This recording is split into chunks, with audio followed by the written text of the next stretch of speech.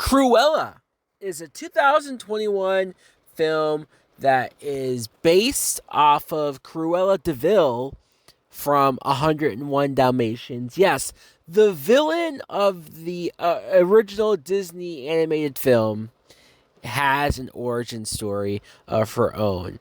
This is directed by Craig Gillespie, however you pronounce his name, and it stars Emma Stone as Cruella. Yes, the lady of evil herself, the woman who wanted to skin dogs alive. Oh, actually, well, maybe they weren't alive. She wanted them dead first, and then she would skin them and turn them into coats. Very evil, very sick.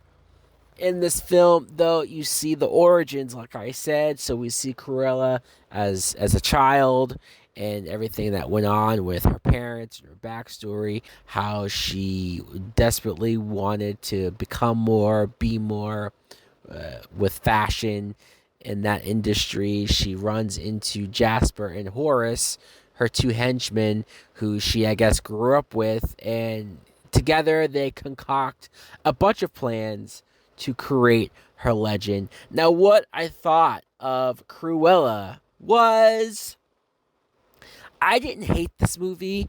I'll be honest, when I first heard that this movie was being made, I thought it was dumb. I thought it was pointless. But how many of these Disney live action or retelling or taking a villain and giving them a backstory origin movie, how many of those sound like a good idea from the start? They don't. They almost all sound dumb from the beginning, but it's really Emma Stone.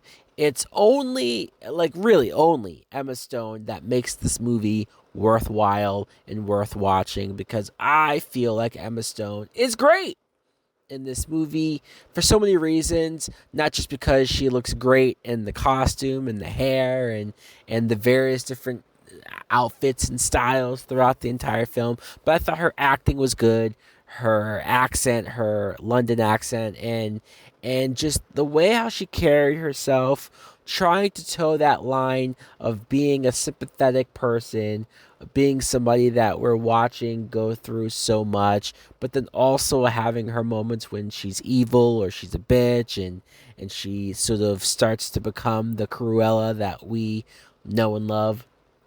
I feel like Emma Stone is perfect casting or fan casting that you never think would happen. It's the writing that I have an issue with. It's the story that I have an issue with. You start this movie off with the birth of Cruella DeVille, and we see that from birth she was born with her hair being white and black.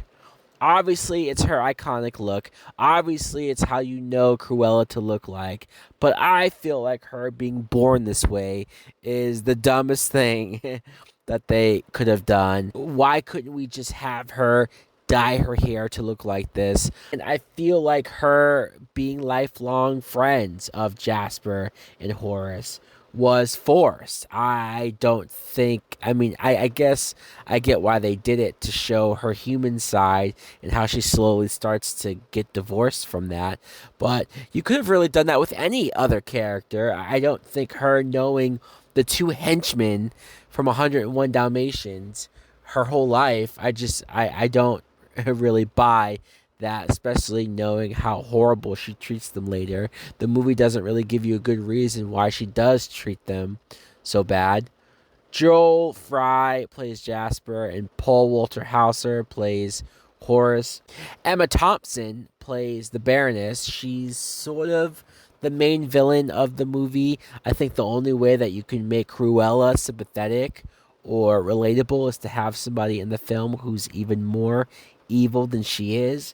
And I think Emma Thompson was able to convey that perfectly. I have sort of an issue with the film, not just with a couple things that I mentioned, the origin type stuff, but more so with them painting Cruella in a way where she's not as evil as she is in the animated movie, or even compared to the Glenn Close version. Like, Cruella is sick.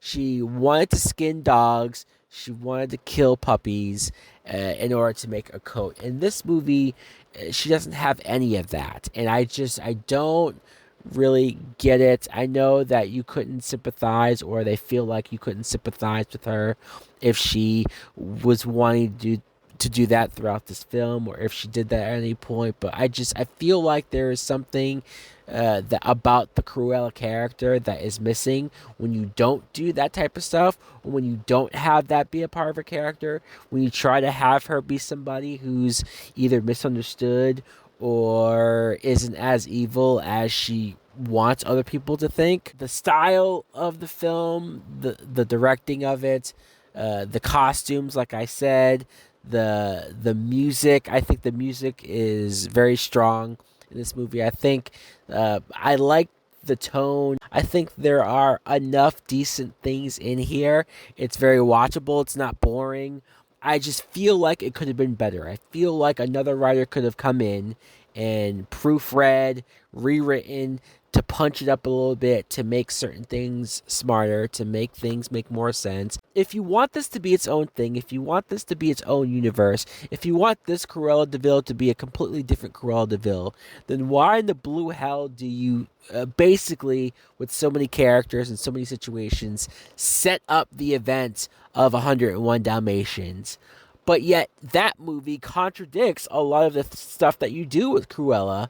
Like, this Cruella wouldn't do the type of stuff that the Cruella does in 101 Dalmatians. So I was way confused. But other than that, I think I'm going to give this a Netflix and chill. Oh, yeah. So guys, let me know in the comments below, what did you think of Cruella? If you watched it as well, maybe you're not even interested, maybe you saw it and you didn't enjoy it. Thanks for watching. Like, comment, subscribe. Later! Heat in my vein like vernacular. Cook up the beat with a spatula. Y'all are not ready for action. I'm smoking these rappers and feeling spectacular.